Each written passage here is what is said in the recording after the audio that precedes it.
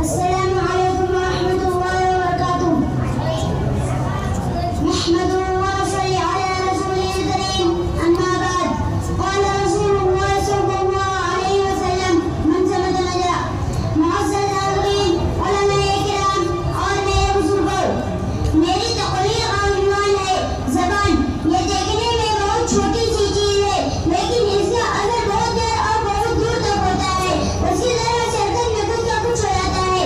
کسی کو گالی دے دو یا غصے کی کوئی بات کہہ دو تو مرنے اور مارنے کو تیار ہو جاتا ہے. کبھی ایسا ہوتا ہے کہ زبان سے کوئی جملہ نکالا اور پوری قوم تباہ ہو جاتی ہے، خون خرابہ ہو جاتا ہے. برسوں کی محبت زبان کی ایک بولچہ ختم ہو جاتی ہے.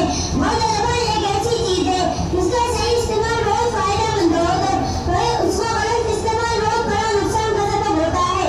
حکیم لقمان سے اس کے مالک نے کہا کہ بکری کا جسم میرے سب سے اچھی چیز ہے، وہ لاؤ. تو حکیم لقمان زبان کاٹ کر لے آئے. پھر کہا کہ اس کا جسم میرے سب سے بڑی چیز ہے، وہ لاؤ. تو حکیم لقمان زبان کا دوسرا ٹکڑا کاٹ کر لے کر آئے اور بتایا کہ وہ ایسی چیز ہے، بڑی اچھی ہو تو سارے جسم اچھی ہے اور یہ بڑھ جائے تو سارے جسم بیکار ہے. اسی لیے رسول اللہ صلی اللہ علیہ وسلم نے فرمایا کہ صبح سے تیرے بدن کا ہر حصہ زبان سے کہتا ہے کہ لا کہہ ٹھیک ٹھیک کہنا تیرا دلی رہنے سے ہم سب کی خیر ہے.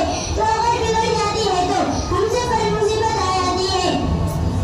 حضرات، زبان انسان کی شخصیت کا آئینہ دار ہے. جب آدمی زبان سے کوئی بات بولتا ہے تو اس سے پتہ چلتا ہے کہ یہ شریف ہے یا ولی، اچھا ہے یا برا.